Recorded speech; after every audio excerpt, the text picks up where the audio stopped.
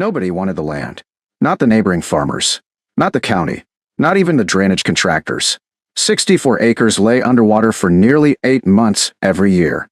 Spring floods filled the low basin. Summer left it muddy. Autumn covered it with reeds. Every attempt to drain it had failed. The county finally gave up. The auction notice described it in only 4 words. Permanently flood-prone farmland. The room laughed when Margaret Hale raised her bidding paddle. You serious? Dale Harper leaned toward another farmer. She's buying a swamp. 3 bids later, the property became hers. Outside the courthouse, Nathan unfolded the survey map. It really is low. Margaret nodded. The lowest land in the valley. Nathan looked across the distant floodplain. You know it'll flood again. She smiled. I hope it does. Nathan laughed. I should have expected that answer. The property bordered a slow-moving river. Decades earlier it had produced corn. Then flooding became more frequent. Levees shifted. Drainage ditches filled with sediment. Water refused to leave. Farmers spent fortunes pumping. The river simply returned every spring. Eventually, everyone quit trying. Nature reclaimed the fields. Cattails, rushes, willows, mud. Thousands of ducks stopped their every migration. Most people saw wasted farmland. Margaret saw something else entirely. When she was 15, Samuel Hale took her to visit an elderly rice farmer nearly 2 counties away. The old man wasn't using tractors that day. He stood ankle-deep in water watching hundreds of ducks swim through young rice. Margaret frowned. They're eating the crop. The old farmer laughed. No, they're helping it. She looked confused. How? Samuel smiled. Watch. For nearly an hour they stood quietly. The ducks ignored the rice.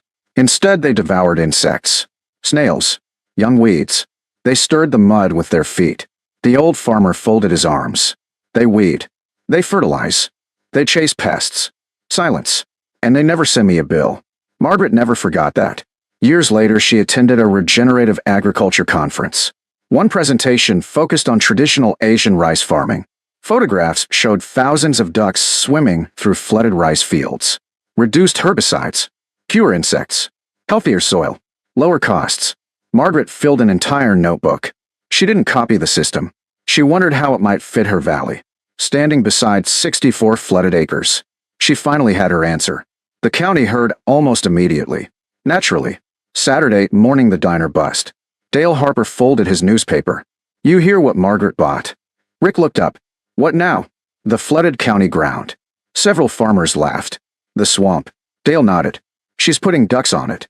Someone nearly spilled his coffee. Ducks. Another rancher grinned. So now she's farming puddles? The room erupted. Margaret walked inside carrying fencing supplies. Dale waved. Morning. Morning. He smiled. So. She laughed. So. How's your lake? It's beautiful. More laughter. You planning to harvest cattails? Margaret smiled. No. What then? Rice. Silence. Then even louder laughter. Nobody believed rice belonged in their valley. Margaret simply carried her coffee outside. Some ideas sounded ridiculous before they looked obvious. The first months weren't spent planting anything. Instead, Margaret studied water. She walked every inch of the property, measured elevations, mapped natural inflows, recorded how quickly water entered and left after storms. Samuel always insisted. Water tells you exactly what it wants. If you stop arguing with it. She followed that advice. Instead of draining the flooded ground, she divided it. Low earthen berms gently shaped the property into several shallow paddies. Nothing dramatic. Just enough to guide water naturally. Nathan watched the excavator finish the final berm. That's all. Margaret nodded. We're letting gravity do the rest. Spring rains arrived. Every paddy filled slowly. Instead of one uncontrolled swamp, the land became a series of calm, shallow ponds. Exactly as Margaret hoped. Then came the ducks. Not a few dozen. Nearly 800 khaki Campbell and Welsh Harlequin ducks. The trailer doors opened. The flock rushed toward the water. Nathan laughed. I've never seen animals look happier. The ducks immediately began exploring. They dabbled through shallow water, pulled tiny weeds, chased insects, disturbed the soft mud. Everywhere they moved, life followed. Dragonflies hovered overhead. Frogs returned. Egrets appeared within days. The neighboring ranchers continued shaking their heads. Late one afternoon, Dale stopped beside the fence. I've got to admit. Margaret smiled. What? They're entertaining. She laughed. They're employed. The first rice planting began in late spring. Margaret chose an old, cold-tolerant variety adapted for shorter growing seasons. Most local farmers thought it would fail immediately. Nathan wasn't completely convinced either. "You really think it'll grow here?" Margaret looked across the flooded paddies. "The ducks already believe it will." Young rice emerged several weeks later. Bright green rows stretched across the shallow water. The ducks swam constantly between them. Nathan watched nervously. "They aren't eating it." Margaret smiled. "They're busy." They spent nearly every hour hunting insects. Tiny snails disappeared almost completely. Weed seedlings vanished before they established themselves. The ducks' constant movement lightly stirred nutrients into the water without uprooting mature rice. The county extension agronomist visited in midsummer. He walked slowly through one paddy wearing borrowed hit boots. Ducks surrounded him curiously. He laughed. "This is certainly different." Margaret smiled. "That's one word." He knelt beside several rice plants. Healthy roots. Minimal weeds. Almost no insect damage.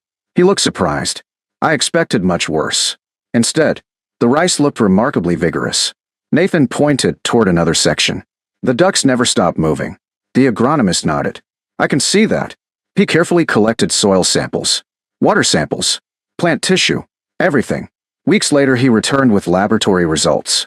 Soil biology has improved dramatically. Margaret smiled. The ducks helped. So did keeping the ground flooded naturally. He looked thoughtful. "I honestly didn't expect these numbers."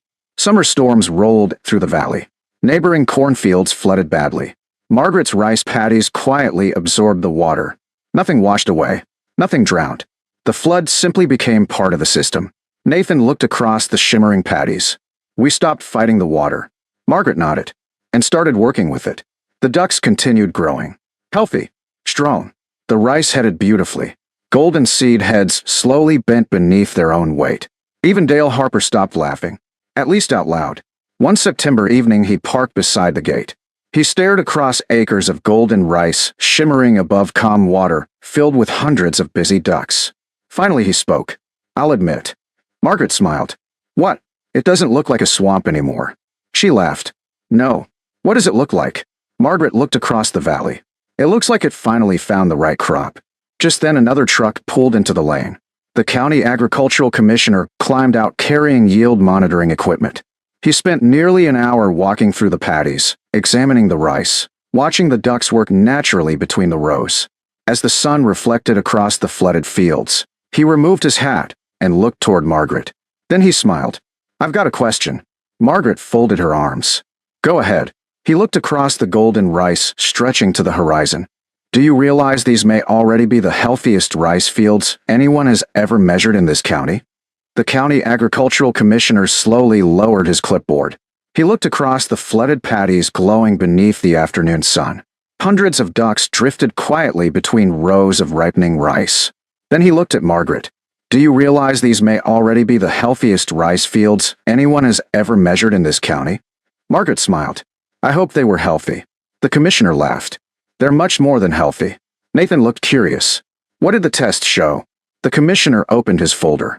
"Soil organic matter is increasing. Beneficial insects are higher. Weed pressure is dramatically lower." He paused. "And you've used almost no herbicides." Margaret looked across the ducks. "They've been busy." Harvest arrived 2 weeks later. Most neighboring farmers expected disappointing yields. After all, nobody had successfully grown rice on that flooded ground before. The first combine entered the paddies on a cool October morning. Nathan watched the yield monitor carefully. The numbers climbed, then climbed again. He frowned. "That can't be right." Margaret looked over. "What?" He pointed at the screen. "It's producing better than the county average." The commissioner smiled. "I checked the calibration twice." By sunset, the first paddy had exceeded every projection. Golden rice poured steadily into grain carts. The ducks waited patiently in the adjacent flooded section, already preparing for the next rotation. News spread before the last truck left the field. The county newspaper arrived the following morning. Its front-page photograph showed hundreds of ducks swimming through brilliant green rice. The headline stretched across the page. "Flooded land becomes county's top rice field." Suddenly people stopped calling it a swamp. Restaurant buyers arrived first. They sampled the rice. The grains cooked evenly, held their shape, carried a clean, slightly nutty flavor.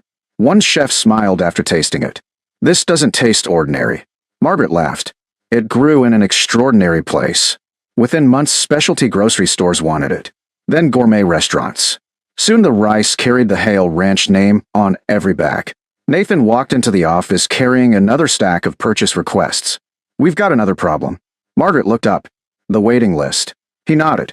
"Longer than last year." She smiled. "We'll grow another crop." The ducks continued proving their worth.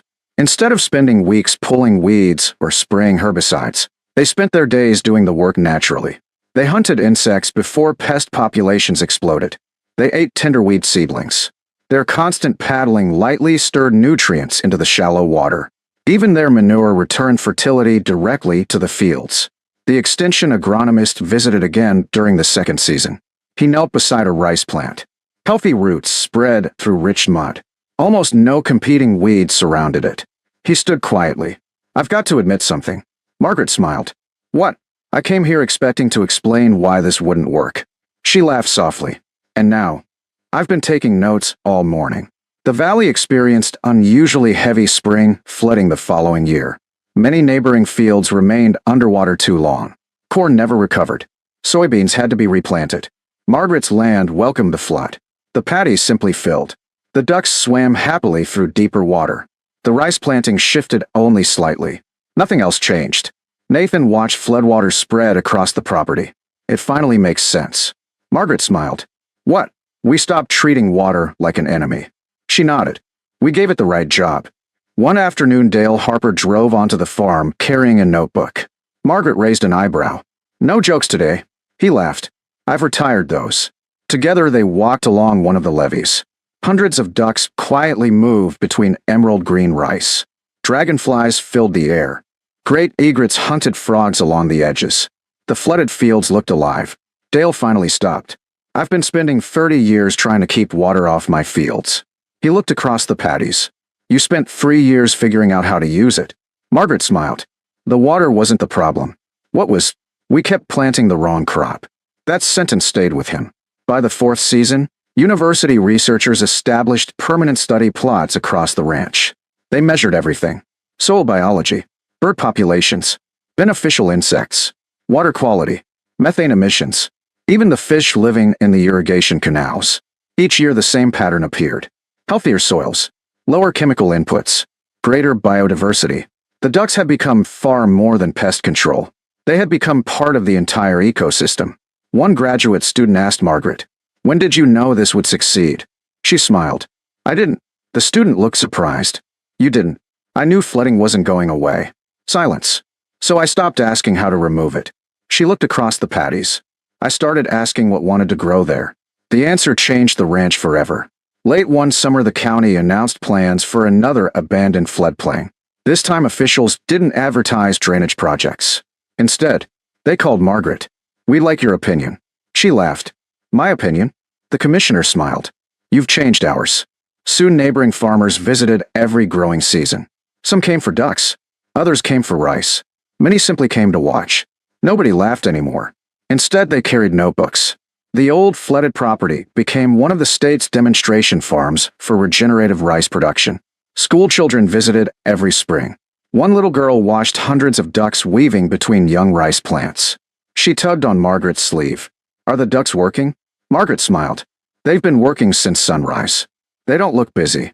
They make hard work look easy." The girl nodded thoughtfully. "I wish homework worked like that." Margaret laughed. "So do I." One quiet autumn evening, after another successful harvest, Margaret stood on the highest levee overlooking the paddies. The setting sun reflected across acres of calm water. Hundreds of ducks settled for the evening. Freshly harvested rice fields glowed gold beneath the fading light. She remembered auction day. Everyone had seen 64 flooded acres nobody wanted. They saw standing water, mud, mosquitoes, failed drainage, worthless farmland. Margaret saw water that refused to leave. Instead of forcing it somewhere else, she simply asked what belonged there. The answer had been waiting for generations. Ducks, rice, patience. She never tried to conquer the flood. She gave it a purpose. By the 5th harvest, the former county disaster had become the valley's finest rice farm. Visitors admired the ducks. Chefs praised the rice. Researchers studied the soil. But Margaret always smiled at the same thought. The land had never been broken. It had only been waiting for someone willing to stop fighting the water long enough to understand what it had been trying to say all along.